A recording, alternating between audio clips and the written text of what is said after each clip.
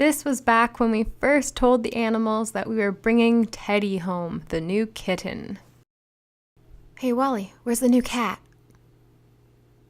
Effie, kitten. Arthur, new kitten. Buddy, kitten. So how did Arthur's attitude change from this to this? I'll tell you my secrets.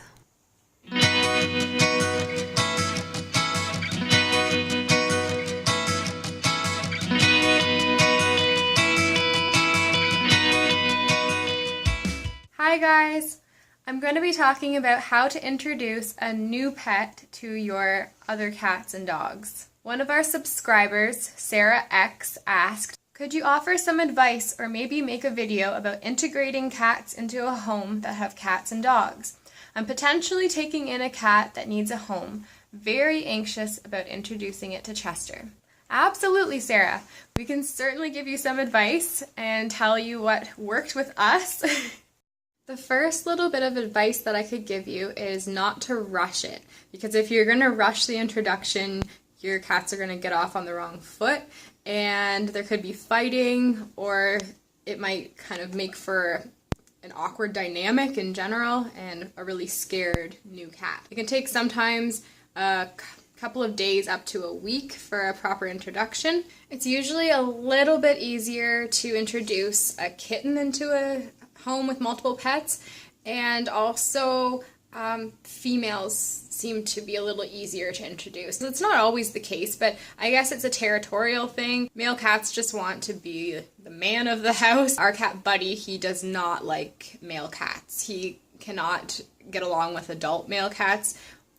Arthur was okay with him because he was introduced as a kitten, and Teddy's okay.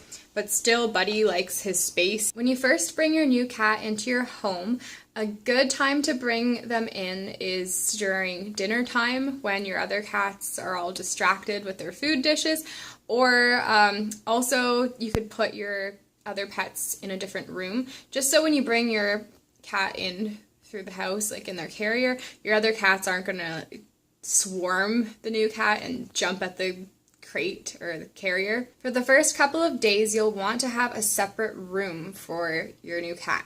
So a spare bedroom works great, or a small bathroom. We used an extra bathroom we had in the basement, and this is important because it gives the cat a chance to start using the litter box. It also gives time for you to see how your cat is doing and make sure there's no health issues. So when Teddy came home, he had a upper respiratory infection, and he needed to be separated for a little while. And that just ensured that the other cats didn't catch what he had. When you're setting up your cat's room, you're going to need a litter box, a blanket for them to sleep on, a water dish, and a food dish. Your cats can start sniffing under the door. It's always better for them to smell the cat first rather than see the cat. So once they start smelling it, they're kind of like, I know someone new is here, but I don't know what it is or who it is. And it kind of just introduces them through scent. After a day or two, take the blanket that your new cat has been sleeping on and let your other pets sniff that. You can also do the same thing and bring something from the other pets and let your new cat smell them as well. In a couple of days at dinner time, when all of your other pets are eating and distracted, you can bring up your new kitten or cat in their carrier and set them up in a quiet corner of your home.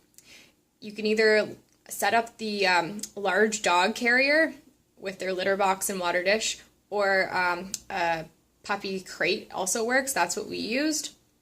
So make sure there's enough room that they can comfortably sleep, drink, and use the litter box just for a couple of days. So after the pets have finished eating their dinner, they're going to figure it out on their own that there is a new pet in the corner of your living room or wherever you set it up. Don't force them, don't show them and point it out. They'll figure it out themselves. So one at a time, somebody will figure it out, and they'll go up and sniff the new pet. They're going to probably hiss, and that's okay. They just need to kind of get that out. It's all new and scary for them.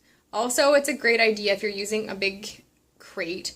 is to put a blanket over the back side so that it almost feels like a little den. Your new cat will feel a lot safer and kind of feel like they have a place to hide if they are overwhelmed by all the new pets coming at them and sniffing them. About a day or two after your new cat or kitten has been around everybody else in their carrier or crate, you can let them out at supper time. So go feed all of your other pets, your dogs or your cats, and then feed your new cat.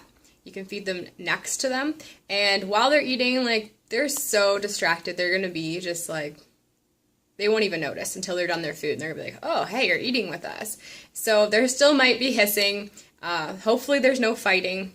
Hopefully that this introduction was, long enough that there was no fighting.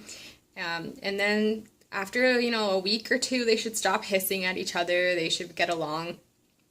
If there are any fights, you'll have to take a few steps back and start the introduction a little slower. But yeah, slow is the key. You do not want to just throw your new pet into like the mix right away, because they'll be so nervous. Like, your new pet is nervous. They're just like coming into this new home. They have, there's so many different scents of other animals. It's overwhelming for them. And it's also really overwhelming for the pets you already have, because this is their dynamic. Like, this is like their home and territory. They've been used to living like with each other only for so long. So yeah, everything's going to change a little bit, and they have to kind of work that out. So take it slow, and hopefully all of your pets will be pals before you know it. Let me know if these tips have been helpful for you guys, and let me know how your introductions went, and I hope it all works out. Talk to you later.